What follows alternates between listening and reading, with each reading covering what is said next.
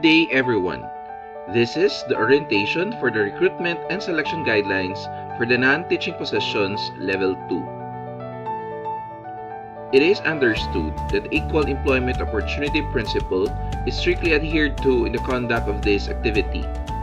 This office highly encourages all interested and qualified applicants regardless of age, gender identity, sexual orientation, civil status, disability, social status, religion, ethnicity, and political affiliations or other personal circumstances to apply.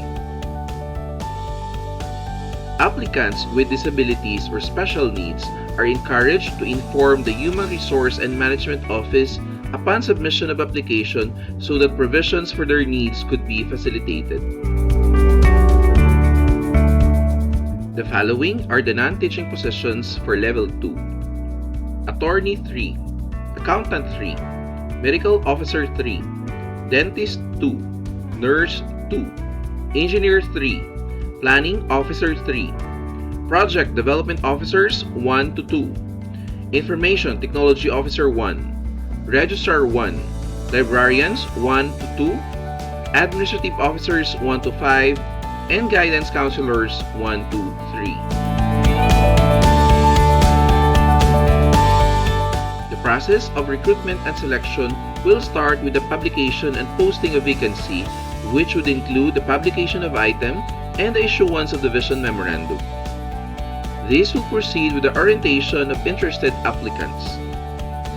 Then, submission and receipt of applications through the record section of the school's division office. Initial evaluation of the qualification of applicants will proceed, of which the completeness, veracity, accuracy, and authenticity of the documents will be checked. Applicants' qualifications shall be evaluated vis-a-vis the qualification standards of the position. Next would be the comparative assessment of applicants. This would include the evaluation of documents and determination of points, interview and examination that would be conducted through open ranking system. And lastly, the release of the comparative assessment results. Today, we're having the orientation of all interested applicants, of which the recruitment, selection, and placement guidelines shall be discussed. The selection guidelines and the required documents or the means of verification shall be explained as indicated in the checklist of requirements and evaluation sheet. All interested applicants to vacant positions, whether internal or external to DepEd, shall submit the documentary requirements to the HRMO through the record section on or before the deadline indicated in the memorandum. No further documents shall be accepted after the deadline. Here are the documentary requirements.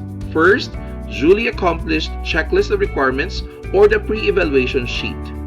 Second, letter of intent addressed to the school's division superintendent, which shall indicate the following information: statement of purpose or expression of interest, and the position he or she intends to apply. Here's the copy of the checklist of requirements and pre-evaluation sheet to be accomplished by the applicant. The first part would include the personal information of the applicant and to be followed by the checklist of all the documents submitted by the applicant. To download the copy of the checklist of requirements, go to the link indicated on the screen. That's bit.ly/SDOIC-pre-evaluation checklist and download the file checklist for non-teaching level 2 promotion.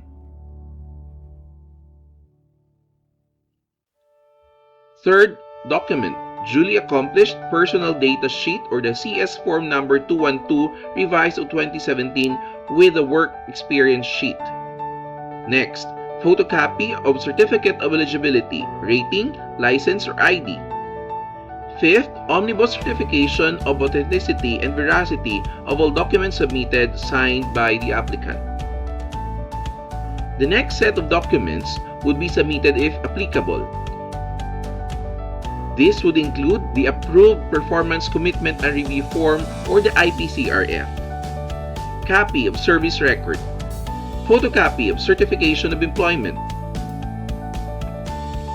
photocopy of awards, recognition received, specifically for outstanding employee, documents of innovation projects, copy of research conducted, copy of published articles, photocopy of certificates as resource speaker,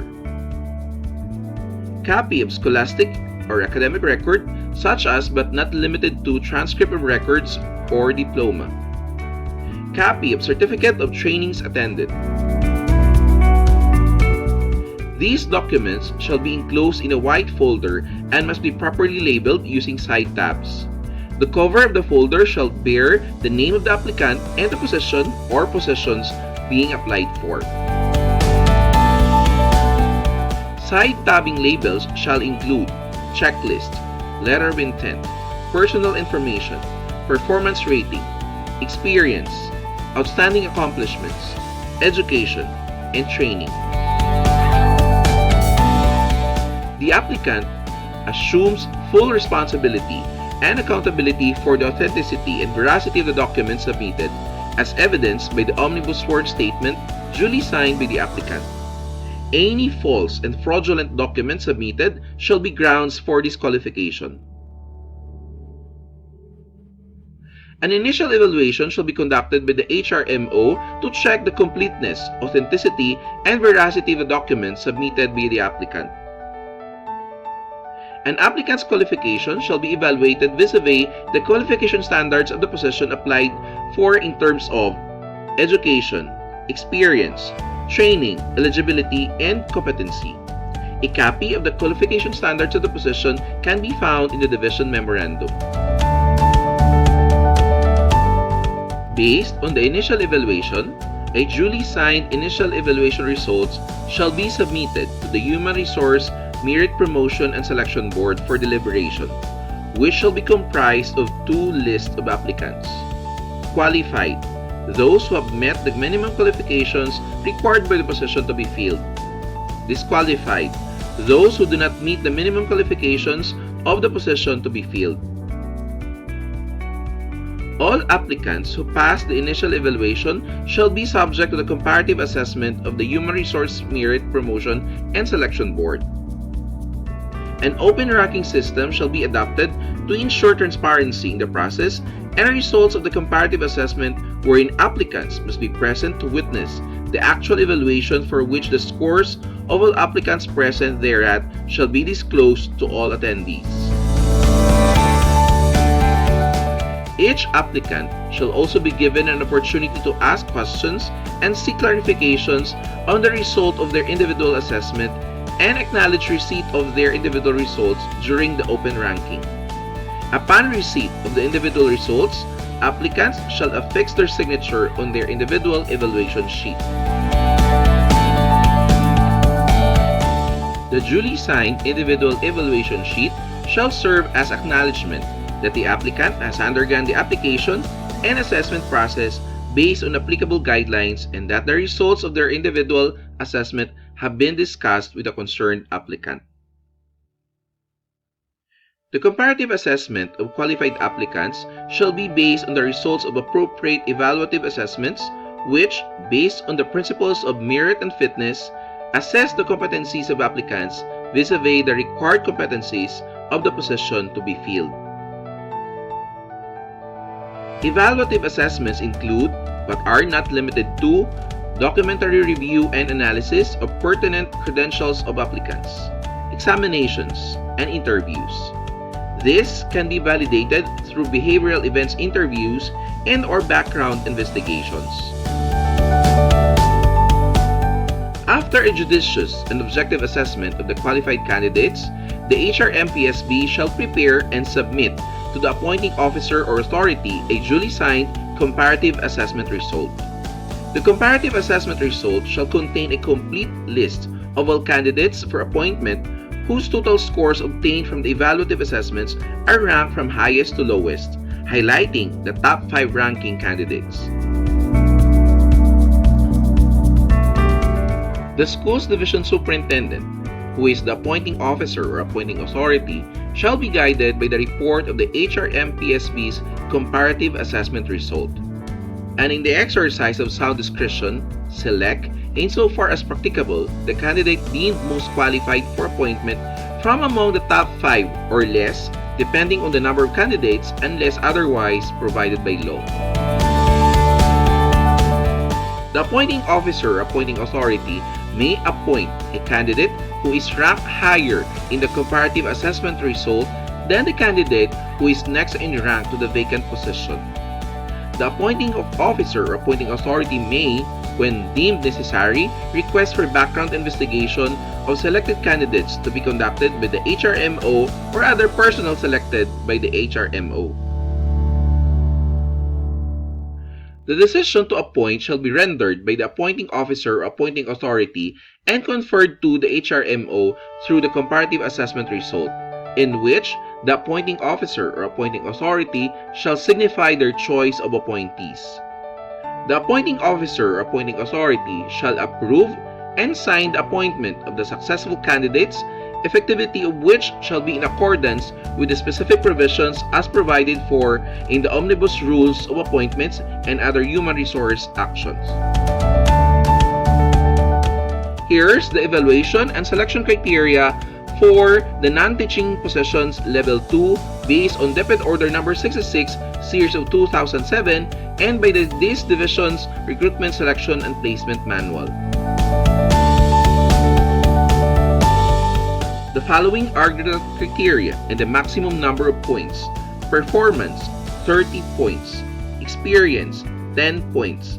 Outstanding accomplishments, which would include meritorious accomplishments, 20 points. Education and training, 25 points. Psychosocial attributes, 5 points. Potential, 10 points. A total of 100 points. Performance. The performance rating of the candidate for the last 3 rating periods prior to screening must be at least very satisfactory. The formula that you can see in the screen shall be used for the computation of the average of numerical ratings. Document to submit. Individual performance and commitment review form for the last 3 rating periods. Copies of the individual performance ratings duly signed by the designated approving authority based on DepEd Order Number 2, Series of 2015 or the guidelines on the establishment and implementation of the results-based performance management system in the Department of Education are the basis for rating. Performance rating not signed and approved by proper authority shall not be given credit. Certification of ratings shall not be accepted in lieu of the IPCRF. Experience. Experience must be relevant to the duties and functions of the positions to be filled. Every year of experience shall be given a point but not to exceed 10 points. Every month or day of service shall be given the following corresponding point. For 1 month, it's 0.083 point. For 1 day, 0.003 point. Documents to submit. Service record. Latest appointment, and the designation and certification of services rendered for OIC or coordinator. For OIC and coordinators, designation should be signed by the school's division superintendent. To determine the inclusive dates of service, a certification signed by the school's division superintendent indicating the start and end of service rendered by the candidate should be provided. Without the certification, the HRMPSB cannot credit the experience. For outstanding accomplishments, these are the sub-criteria. Outstanding Employee Award with 4 points. Innovation, 4 points. Research and Development Projects, 4 points. Publication or Authorship, 4 points. Consultant, Resource Speaker and Trainings, Seminars, Workshops or Symposia, 4 points. Only accomplishments of candidates from his or her last promotion shall be considered for ranking. Accomplishments, outputs, and certificates shall be credited to 1 criteria only. In case of doubts, the HRMPSB shall conduct field validation. For Outstanding Employee Award, the award should be a product of an institutionalized search and conducted by the school, district, division, or regional praise committee or any local, national, or international awards given by reputable institutions or award-giving bodies such as the Civil Service Commission, Metrobank Foundation, and other related government and non-government agencies. The Employee Award is given to an individual or individuals who excelled among peers in a functional group, position, or profession. For internal award-giving body, such as DepEd, it should be conducted annually.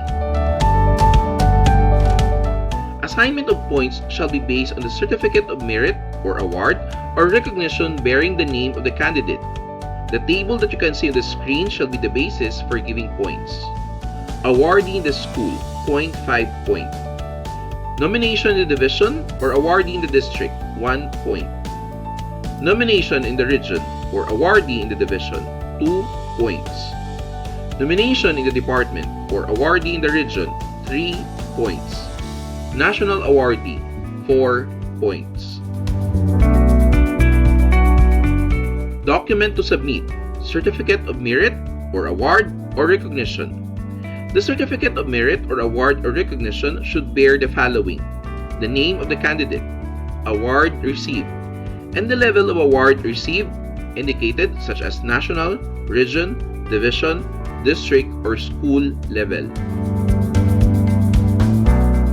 Awards that are content or subject area specific shall be considered.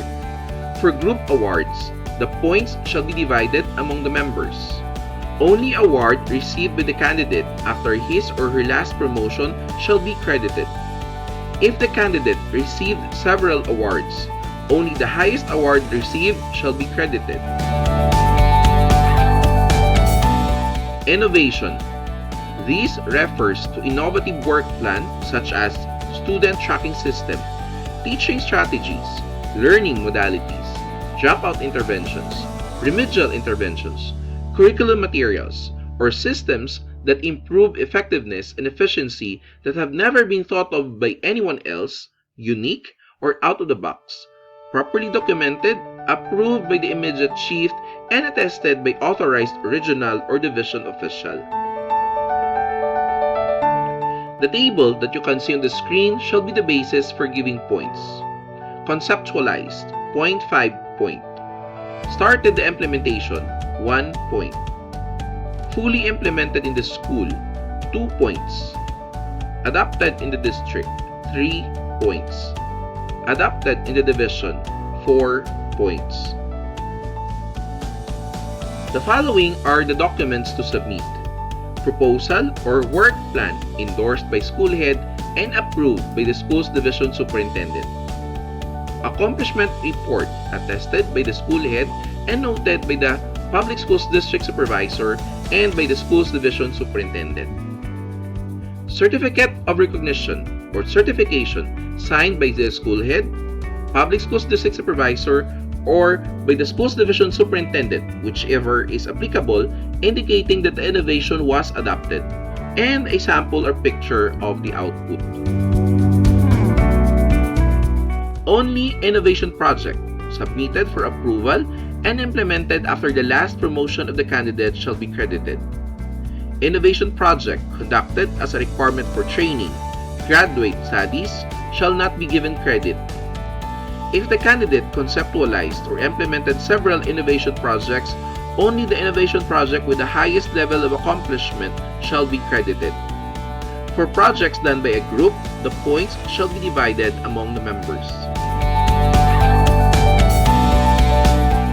For research and development projects, basic and action researches undertaken should follow the correct process and results are disseminated and utilized. The table that you can see on the screen shall be used as basis for assigning points.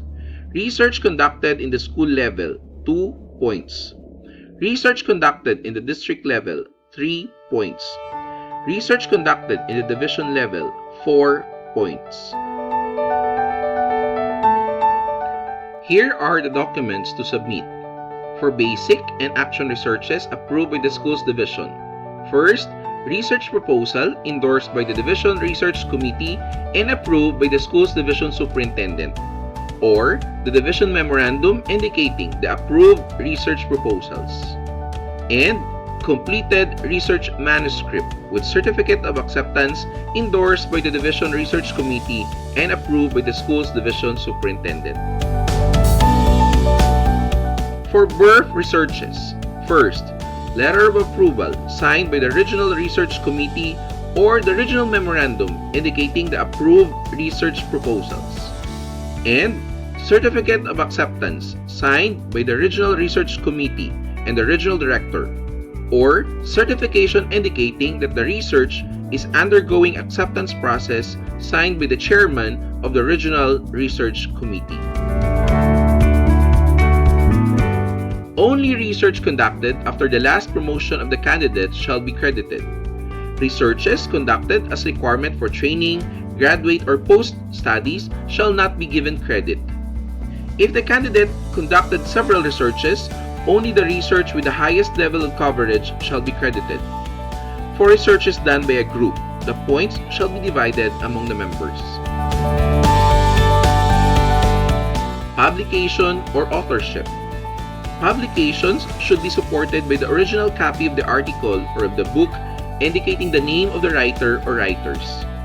Certification from the publisher indicating the date of publication should support the copy of the article or book indicating the date of publication. Only articles with substantial discussion pertaining to education published in journal or newspaper or magazine of wide circulation shall be given due credit. Articles shall be given 1 point. Co-authorship of a book 3 points and shall be divided by the number of authors. Sole authorship of a book 4 points. Articles should be relevant and aligned to the position of the candidate. Articles published in school paper or school or district publication shall not be given points. Articles published in the division website and division publication may be given points provided they have undergone the proper procedure, such as evaluation of the English or Filipino supervisors, supported by proper documents such as letter request and approval of the school's division superintendent.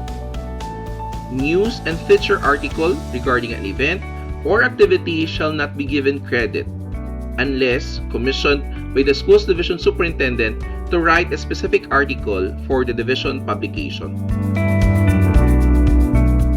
Learning resources or materials published in the LRMDS portal such as modules, booklets, storybooks, and the like may be given points equivalent to the publication of a book.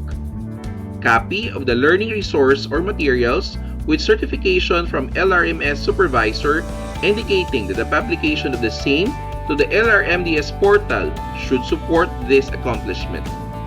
Illustrator of the storybook can be considered as co-author of the book. School hymn, march, and other related composition shall be credited 2 points. Only articles or books published after the last promotion of the candidate shall be credited. For articles or books with multiple authors, the points shall be divided by the number of authors. Documents to submit. For printed article or book, copy of the published article or book, and certification from the publisher. For online publication, a screenshot of article published in the division website, certification from the English or Filipino supervisor that the article passed the evaluation process, letter request and approval of the school's division superintendent, and certification from the information technology officer that the article was published in the division website. For LRMDS portal publication, screenshot of learning resource or materials published in the LRMDS portal, a copy of the printed learning resource or materials, and certification from LRMS supervisor that the article was published in the LRMDS portal. For school hymn or march, a copy of the composition approved by the school head, and a certificate of recognition signed by the school's division superintendent. For being a consultant or resource speaker in trainings, seminars, workshops, or symposia. For a candidate to earn points in this criterion, he or she must present a certificate of recognition or merit as consultant or resource speaker or learning facilitator or lecturer or trainer. The table that you can see on the screen would be the basis for assigning of points. District level or within the secondary school, 0.5 point. Division level, 1 point. Regional level, 2 points. National level, 3 points. International level, 4 points. For DepEd trainings, seminars, workshops, or symposia, the signatories are the following. For school level, school head. District level, public school district supervisor. For division level, the school's division superintendent or his or her authorized representative. Regional level, regional director or his or her authorized representative. For national level, secretary or his or her authorized representative. For non-DepEd trainings, seminars, workshops, or symposia, a letter of invitation approved by the school's division superintendent should support the certificate of recognition or merit signed by the highest official of the sponsoring agency or company. For international level, letter of invitation should have been endorsed to and approved by the regional director.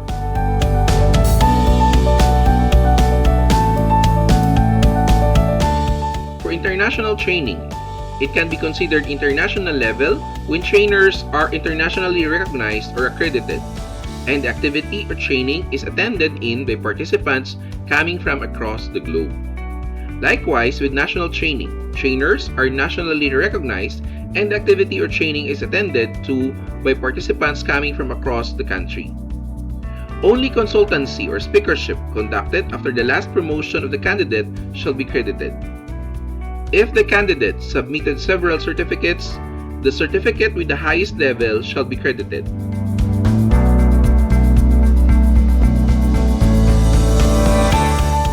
Education and training.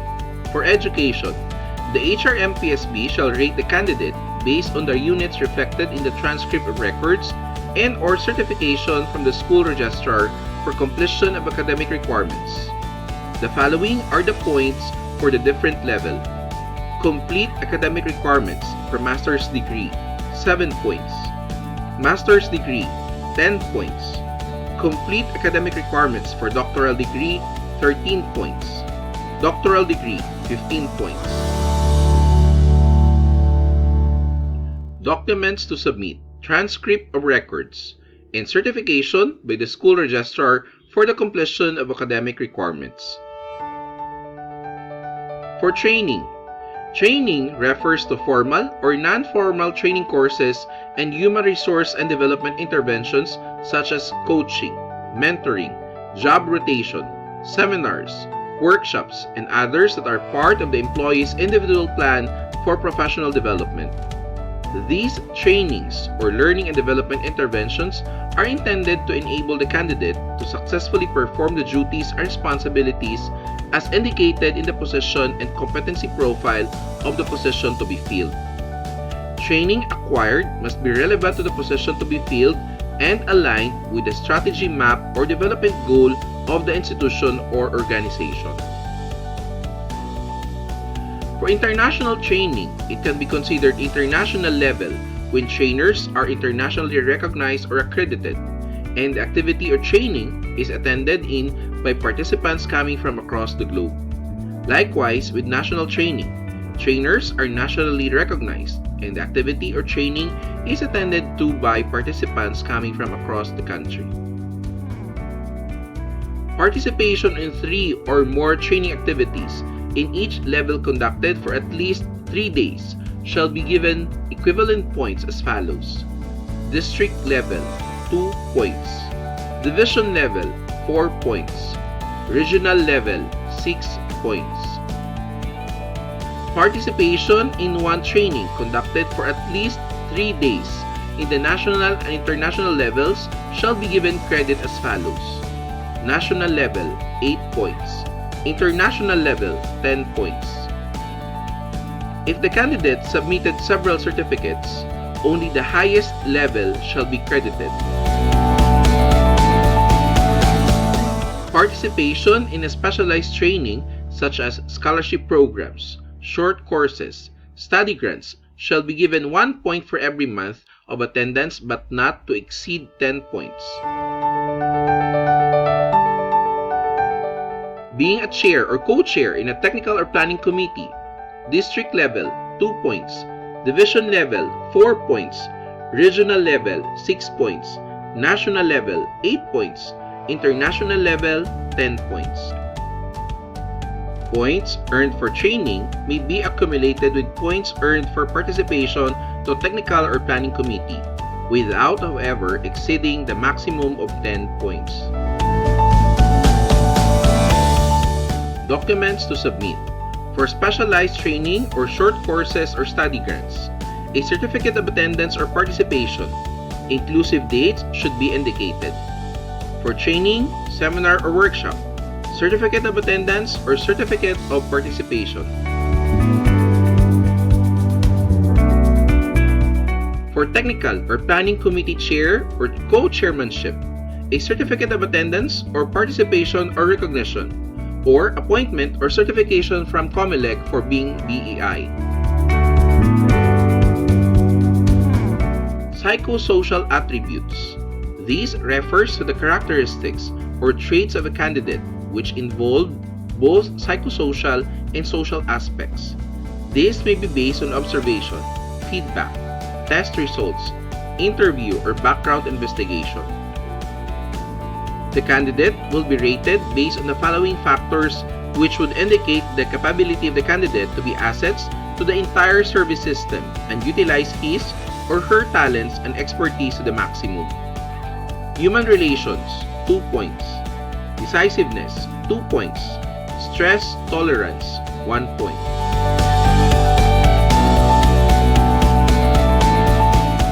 Potential. This is the capacity of the candidate to assume duties of the position to be filled and those of higher or more responsible positions. Rating may also be based on observation, feedback, test results, interview, or background investigation. The candidate will be rated based on the following indicators. Communication skills, 2 points. Ability to present ideas, 2 points. Alertness, 2 points. Judgment, 2 points. And leadership ability, 2 points.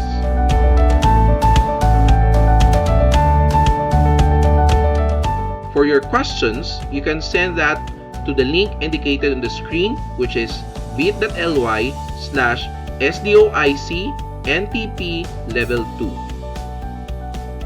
Answers to your queries will be forwarded to your email or to your mobile numbers. Thank you for joining the virtual orientation for the non-teaching positions of the Schools Division of Iloilo City. Thank you everyone and good day.